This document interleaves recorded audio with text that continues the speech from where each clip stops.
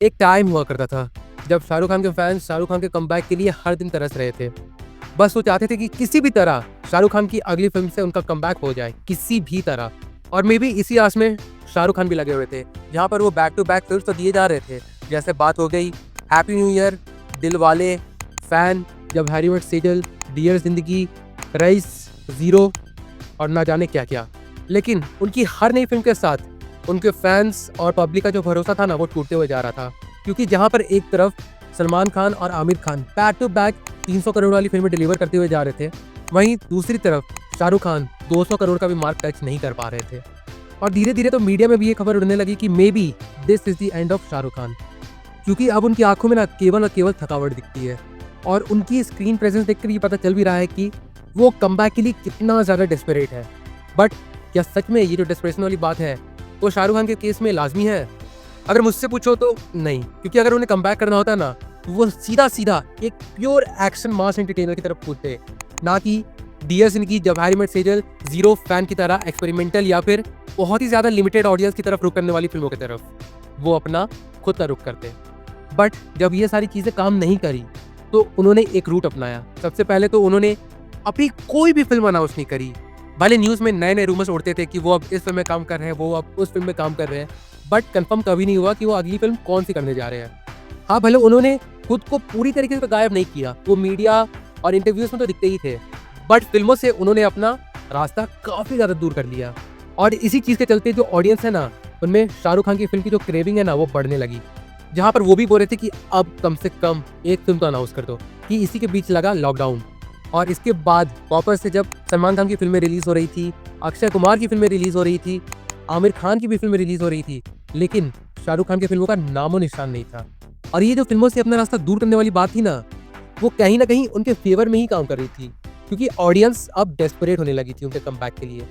और फिर काफ़ी सालों बाद उन्होंने फाइनली अनाउंस की यश राज प्रोडक्शन के साथ अपनी अगली film Pathaan, and pure action entertainer film, जहां पर अगेन ये फिल्म का अनाउंसमेंट उस वक्त हुआ जब बॉयकॉट ग्रुप अपने जोरों शोरों पे था। तो उम्मीद तो यही थी कि ये फिल्म फ्लॉप हो जाएगी। बट एक तरफ जहां पर बॉयकॉट ग्रुप पूरे दिलो जान से काम कर रहा था कि ये फिल्म फ्लॉप हो जाए, वहीं दूसरी तरफ जो न्यूट्रल ऑडियंस भी थी ना, वो भी अब इस फिल्म के सपोर्ट में उतर गई थी।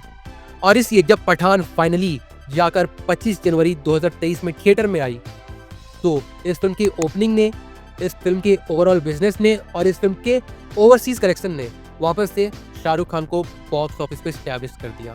हाँ, मैं मानता हूँ कि लोगों के अपने अपने ओपिनियन है इस फिल्म को लेकर, जहाँ पे बहुत लोग इस फिल्म को बहुत ही ज़्यादा भद्दी फिल्म भी बताते हैं, ओवररेटेड फिल्म भी बताते हैं, लेकिन ये एक वैसी फिल्म थी जिसके लिए शाहरुख खान फैंस और न्यूट्रल ऑडियंस भी काफ़ी टाइम से वेट कर रहे थे। और इसलिए ये फिल्म जब थिएटर में आई तो इसने वो कमाल कर दिखाया जिसके लिए शाहरुख खान सालों से मेहनत कर रहे थे। फिर इसके बाद इसी साल उनकी अगली फिल्म आई सितंबर में, जवान, जिसने पठान के रिकॉर्ड को भी तोड़ दिया। फिर चाहे वो ओवरसीज की बात हो, चाहे वो डोमेस्टिक कलेक्शन की बात हो, एंड इन दो एक्शन फिल्मों के बाद उन्होंने की डंकी, जो कि उतनी बड़ी हिट तो साबित नहीं हुई, but yes, it was a clean hit at the box office. जहां पर अगर देखो तो बहुत लोग इस फिल्म को फ्लॉप बताने की कोशिश दिन पर करते रहते हैं, बट अगर इस फिल्म के बजट और इस फिल्म के कलेक्शन की तरफ अगर आप गौर से भी देखोगे ना, तो आपको पता चलेगा कि yes, it was a clean hit और super hit at the box office. बस ये राजकुमार हिरानी और शाहरुख खान के कॉम्बो के अकॉर्डिंग कलेक्शन नहीं कर पाई थी, इसके चलते बहुत सारे लोग इस फिल्म से डिसअपॉइंटेड हुए थे। बट कोई बात नहीं। अब हम आते हैं सलमान खान की तरफ, जिसके लिए खास करके मैंने इस वीडियो को बनाया है। देखो, शाहरुख खान और सलमान खान, इन दोनों के बैड फेज में ना एक चीज कॉमन थी कि वो उस तरीके की फिल्में नहीं कर रहे थे जो ऑडियंस उनसे चाह रही थी। जहां पर शाहरुख खान ने, जैसे मैंने पहले भी बताया, एक्सपेरिमेंटल फिल्मों की तरफ ज्यादा उन्होंने रुख किया था, और सलमान खान, वेल, उनके बारे में क्या ही कहा जाए। उनकी सारी फिल्में पोस्ट भारत, जितनी भी फिल्मों में उन्होंने काम किया है ना, उन सब में उनकी एक्टिंग थकी हारी लग रही है। हाँ, मैं मानता हूँ कि सलमान खान बहुत ज़्यादा ग्रेट एक्टर नहीं है, बट सलमान खान अपनी फिल्म में सलमान खान के ही रोल को प्ले करते हैं। वो उनका जो यूजुअल पब्लिक से इंटरेक्ट करने का तरीका होता है ना, उन्हें ही वो अपनी फिल्मों में भी रेप्लिकेट किया करते हैं। लेकिन जो पहले की फिल्मों में उनकी जो एनर्जी दिखती थी ना, वो अलग थी, और अब जिस तरीके की एनर्जी उनकी आपकी फिल्मों में दिख रही है ना, वो टोटली अलग है, पोलर अपोजिट। और इसलिए उनकी फिल्मों में उनकी एक्टिंग नहीं, उनकी थकावट नजर आती है। मतलब हाँ, सच में यही लगता है कि वो बिग बॉस में ज़्यादा फोकस कर रहे हैं, और उनकी जो पर्सनैलिटी बन गई ना बिग बॉस को होस्ट करते करते, उसी सेम पर्सनैलिटी को वो फिल्मों में भी निभा रहे हैं। और जैसा मैंने अपने पिछले वीडियो में कहा था कि अगर ये चीज़ कंटिन्यू रही तो वो भले एस एस राजामौली के साथ भी क्यों ना कोलैब कर ले, उनका कमबैक कोई भी नहीं करवा सकता है until and unless Salman Khan खुद इस बात को चाहे। और इस बात से तो कोई डिनाई नहीं कर सकता कि सलमान खान का जो स्टारडम है वो बॉलीवुड में किसी भी एक्टर से बहुत ज़्यादा है। जहाँ पर उनकी फिल्में जैसे रेस 3, किसी का भाई किसी की जान, ये सारी फिल्में भी इस तरीके का कलेक्शन निकाल सकती है अगर, तो इससे तो साफ और साफ यही बात जाहिर हो रही है कि उनका स्टारडम और सारे एक्टर से काफ़ी ज़्यादा है। बस उन्हें ज़रूरत थी एक अच्छी स्क्रिप्ट की, लेकिन अब उनकी आगे की आने वाली फिल्मों से भी देखकर यही लग रहा है कि वो इस बात को अभी भी सीरियसली नहीं लेना चाह रहे हैं। मतलब उनके दिमाग में एक चीज़ बैठ गया है कि मेरी कोई भी फिल्म आएगी 200-300 करोड़ तो कमा ही लेगी, उससे ज़्यादा मुझे चाहिए ही नहीं और उससे ज़्यादा मैं मेहनत भी नहीं करना चाहता। और ये बात मैं खुद नहीं कह रहा हूँ, उन्होंने खुद सिकंदर के ट्रेलर के इवेंट के लॉन्च पर ये बात कही थी। It's the love of the people and picture अच्छी हो बुरी हो वो 100 तो पार करा ही देते हैं। अब अगर एक एक्टर खुद इस बात को मान चुका है कि चल ना यार कोई बात नहीं, कैसे भी फिल्म करूंगा इतना तो कमा ही लेगी फिल्म, तो क्यों ही वो एक्टर अपने बार को क्रॉस करेगा और ऑडियंस को वो देगा जो ऑडियंस चाह रही है। क्यों ही, आखिर ऑडियंस भी तो यहाँ पर वही कर रही है जो सलमान खान चाहते हैं। मतलब किसी भी तरीके की फिल्मों को वो जाकर देख ही ले रहे हैं सलमान खान की।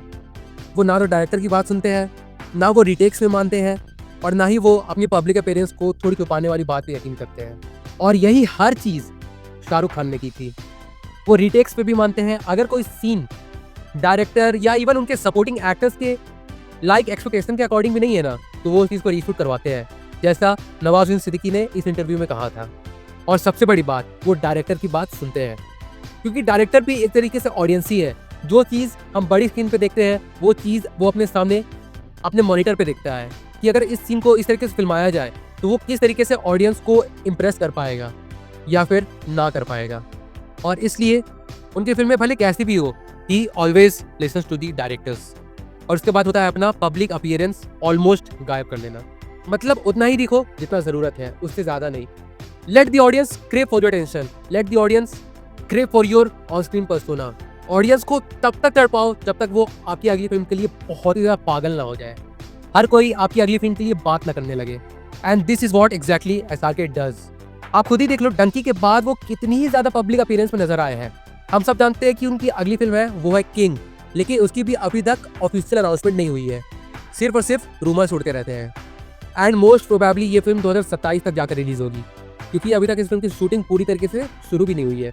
और एक सुपरस्टार ऐसे ही वर्क करता है, बट पता नहीं सलमान खान इस बात को सीरियस कब लेंगे। देखो यार, ऐसा भी नहीं है कि सलमान खान को वैसी फिल्मों में आना चाहिए जहाँ पर उनके साथ कोई एक्ट्रेस होनी ही चाहिए, बिल्कुल भी नहीं।